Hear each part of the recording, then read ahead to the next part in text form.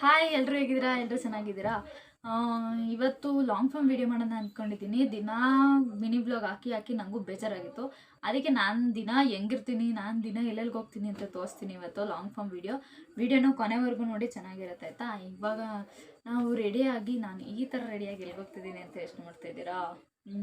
ಊರಿಂದ ಅಜ್ಜಿ ತಾತ ಬಂದಿದ್ದರು, ಅವ್ರನ್ನ ಕರ್ಕೊಂಡು ರಾಘವೇಂದ್ರ ಟೆಂಪಲ್ಗೆ ಹೋಗೋಣ ಅಂತ ಅಂದ್ಕೊಂಡಿದ್ವಿ. ಇವತ್ತು ಗುರುವಾರ ಆಗಿರೋದ್ರಿಂದ ಅಜ್ಜಿ ತಾತ ಎಲ್ಲ ಬಂದಿದ್ದರು. ಅವ್ರನ್ನ ಕರ್ಕೊಂಡು ಟೆಂಪಲ್ಗೆ ಹೋಗಿ ಟೆಂಪಲಲ್ಲಿ ಸಿಗ್ತೀನಿ. ಇವರೇ ನಮ್ಮ ಅಜ್ಜಿ ತಾತ, ನೋಡ್ಬಿಡಿ. ನನ್ನ ಜೊತೆನೇ ಬರಲ್ವಂತೆ ನೋಡಿ ಗೈಸ್. ನನ್ನ ಜೊತೆ ಅಲ್ಲ ವಿಡಿಯೋ ಮಾಡ್ತಾ ಇದ್ದೀನಿ ನೋಡಿ. ಅಲ್ಲಿಂದ ನಾವು ಬಸ್ ಹತ್ಕೊಂಡು ರಾಘವೇಂದ್ರ ಸ್ವಾಮಿಗೆ ಹೋಗೋಣ ಅಂದ್ಬಿಟ್ಟು ನಾವು ಹೋಗ್ತಿರೋದು ಕಡಬ್ಗೆರೆ ಹತ್ರ ಇರೋದು. ಅಲ್ಲಿಂದ ಬಸ್ ಹತ್ಕೊಂಡು ಬಂದ್ವಿ.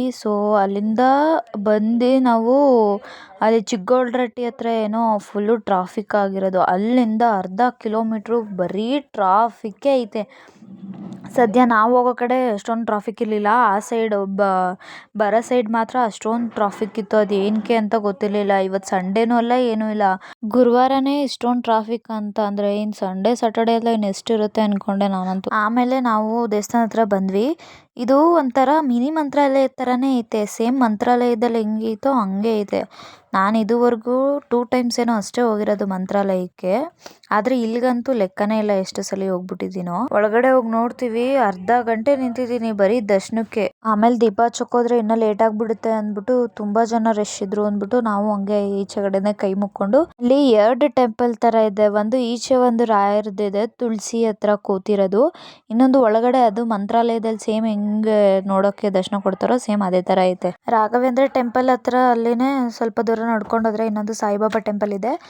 ಅಲ್ಲಿಗೂ ಹೋಗ್ಬಿಟ್ಟು ನಾವು ಮನೆಗೆ ಬಂದ್ವಿ. ದೇವಸ್ಥಾನಕ್ಕೆ ಹೋಗಿದ್ವಿ. ಇವತ್ತು ಗುರುವಾರ ಆಗಿರೋದ್ರಿಂದ ತುಂಬ ಅಂದರೆ ತುಂಬ ರಶ್ ಇತ್ತು. ಅದಕ್ಕೆ ನಾವು ಬೆಳಗ್ಗೆ 11 ಗಂಟೆಲಿ ಹೋದವರು, 11 ಗಂಟೆ ಅಲ್ಲ 12 ಗಂಟೆಲಿ ಹೋದವರು 4 ಗಂಟೆಗೆ ಬಂದಿದ್ದೀವಿ. ಅಷ್ಟು ರಶ್ಶು ಅಂದರೆ ಅಷ್ಟು ರಶ್ಶು. ಅದಕ್ಕೆ ಅಲ್ಲಿ ದೀಪನೂ ಹಚ್ಚೋಕ್ಕಾಗಲಿಲ್ಲ ಕ್ಲೀನಾಗಿ. ನಾವು ಈಚೆನೇ ಕೈ ಮುಕ್ಕೊಂಡು ಬಂದುಬಿಟ್ವಿ. ಅಲ್ಲಿಂದ ಏನೋ ಒಂದು ತಗೊಬಂದ್ವಿ ಅಂತ ತೋರಿಸ್ತೀನಿ. ಏನಿರ್ಬೋದು ಗೆಸ್ ಮಾಡಿ. ಇವತ್ತು ಗುರುವಾರ ಅಂತ ಆಲ್ರೆಡಿ ನಮ್ಮ ಮನೇಲಿ ಒಂದು ಫೋಟೋ ಇದೆ ರಾಯರ್ದು. ಊರಲ್ಲಿ ಇರಲಿಲ್ಲ ಅಂದ್ಬಿಟ್ಟು ರಾಯರ್ ಫೋಟೋ ತಂದ್ವಿ. ಚೆನ್ನಾಗಿದೆ ಅಲ್ವಾ? ತುಂಬ ಥರ ಇದ್ವಿ ಫೋಟೋಸು. ಆದರೆ ಇದೇ ಥರ ಬೇಕು ಅಂತ ಇದೇ ಥರ ಹುಡುಕಿ ತೊಗೊಂಡು. ಯಾಕಂದರೆ ಇಲ್ಲಿ ರಾಯರಿದ್ದಾರೆ, ಆಮೇಲೆ ಹಸು ಇದೆಯಲ್ಲ, ಇದು ಒಂಥರ ಚೆನ್ನಾಗಿದೆ ನೋಡೋದಕ್ಕೆ. ಅದಕ್ಕೆ ಇದು ಒಂದು ಫೋಟೋ ತೊಗೊಬಂದ್ವಿ. ತುಂಬ ಇಷ್ಟ ಆಯ್ತು ನನಗಂತೂ. ಫೈನಲಿ ರಾಯರು ನಮ್ಮ ಮನೆಗೆ ಗುರುವಾರ ಬಂದಿದ್ದಾರೆ. ತುಂಬ ಸತಿ ಬಂದಿದ್ದಾರೆ ಆಲ್ರೆಡಿ. ನಮ್ಮ ಮನೇಲಿ ಎಷ್ಟು ಫೋಟೋಸ್ ಇದೆ ಗೊತ್ತಾ ರಾಯರ್ದು? ಒಂದು ಈಚೆ ಒಂದು ರೂಮಲ್ಲಿ ಒಂದು ಹಾಕಿದ್ದೀವಿ, ಅಲ್ಲಿ 2 ಇದ್ದಾವೆ. ಟೋಟಲ್ 4 ಫೋಟೋಸ್ ಇದ್ದಾವೆ ನಮ್ಮ ಮನೇಲಿ ರಾಯರದ್ದು. 4 ಸಲ ಬಂದಿದ್ದಾರೆ ನಮ್ಮ ಮನೆಗೆ ರಾಯರು ಅಂತ ಅರ್ಥ. ಇತ್ತೀಚೆಗೆ ತುಂಬ ಎಲ್ಲರೂ ರಾಯರು ಎಲ್ಲ ಕಡೆ ಬರೀ ರಾಯರು.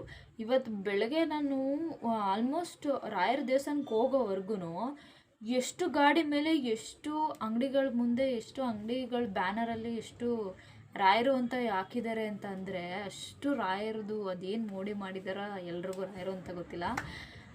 ಅಂದರೆ ತುಂಬ ನಂಬ್ತಿದ್ದಾರೆ ಜನ ರಾಯರನ್ನಲ್ವಾ. ನನಗೂ ಅಷ್ಟೇ ರಾಯರು ಅಂದರೆ ತುಂಬ ಇಷ್ಟ.